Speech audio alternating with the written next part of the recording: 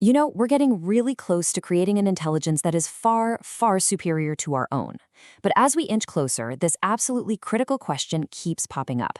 And it's something the world's top AI safety researchers are debating right now. Can we actually control it?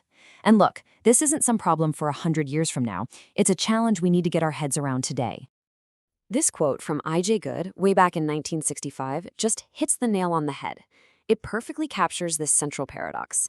The incredible promise of a machine that could solve, well, all our problems, is tied to this one single massive if. Can we make sure it stays helpful or docile, as he puts it? That one question is really the whole ballgame. Okay, so to really get into this, we first have to define what we even mean by control here, because it's a much deeper, much more complicated idea than you might think. So at its core, the AI control problem is asking this. How do we get all the amazing benefits from a superior intelligence without, losing the driver's seat? And it's not as simple as just having an on-off switch. We're not talking about just barking commands at it, which could be so easily misunderstood. No, the real goal is way more ambitious. It's to create an AI that acts like a perfect advisor, something that truly gets what's in our best interest and helps us get there. So why is this so ridiculously hard? Well, the core of the argument is that a super intelligent AI would have these three fundamental and frankly really challenging traits. Let's call them the three uns. It would be unpredictable, unexplainable, and because of those two, ultimately uncontrollable. Let's tackle that first one, unpredictability. Think about it like this. Even if we give an AI a perfectly noble and safe goal, like cure cancer, we have absolutely no way of predicting the exact path it might take to get there.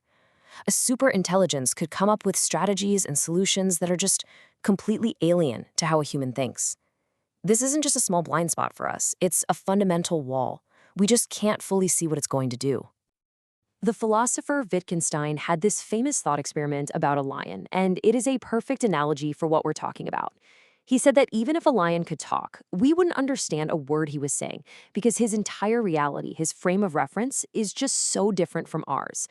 And that same idea shines a huge spotlight on the problem with AI explanations. And this brings us to a really crucial difference: unexplainability versus incomprehensibility. So, unexplainability, that's the AI's problem. It might be literally impossible for it to dumb down its reasoning for us without losing critical details. But incomprehensibility, well, that's our problem. Even if the AI gave us a 100% perfect, accurate explanation, the intelligence gap between us could be so massive that our brains simply couldn't process it. We just wouldn't get it. Now, all this talk about unpredictability and incomprehensibility might sound like it's brand new stuff, totally unique to AI. But here's the thing, it's not. These are actually echoes of fundamental limits that we've been bumping up against for centuries in all sorts of fields. It's like a giant web of things we've already proven are impossible. I mean, we see this pattern everywhere.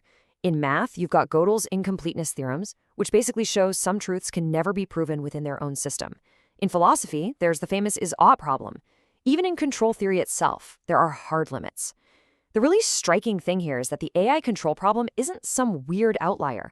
It's just the latest chapter in a long, long story of humanity discovering there are some things we just can't do. All right, so when you take all these different threads, the unpredictability, the fact that we might not be able to understand it, and this whole history of scientific impossibility, you arrive at the absolute heart of the argument, a really profound paradox that suggests true AI control might not just be really, really hard, but actually logically impossible. And here is that catch-22. To effectively control any system, your control mechanism has to be at least as complex, at least as intelligent as the system you're trying to control. So, to control a superintelligence, you'd need a superintelligence. And to control that one, well, you see where this is going, right? It's an infinite loop, a never-ending chain with no final answer. This all leads to a really cool concept called fractal impossibility. It means that no matter how deep you dive, whether you're looking at the high-level ethical goals we give the AI, or the system's architecture, or even down to a single line of code, new, unsolvable control problems just keep popping up. The problem repeats itself at every single scale, just like a fractal pattern. So, this brings us to the final, and maybe the most important part of all this. If we accept this powerful argument, that a superintelligent AI could be fundamentally unexplainable, unpredictable, and uncontrollable, what on earth does that mean for us, for our future? So we're left with this massive, critical question. If perfect, top-down control is actually impossible, what should our goal even be? Do we just stop all development?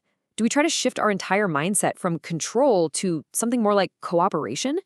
There are no easy answers here, but just understanding the profound depth of this challenge, that is the essential first step. It forces us to think right now about what kind of future we really want to build alongside these new intelligences that might, by their very nature, be forever beyond our command.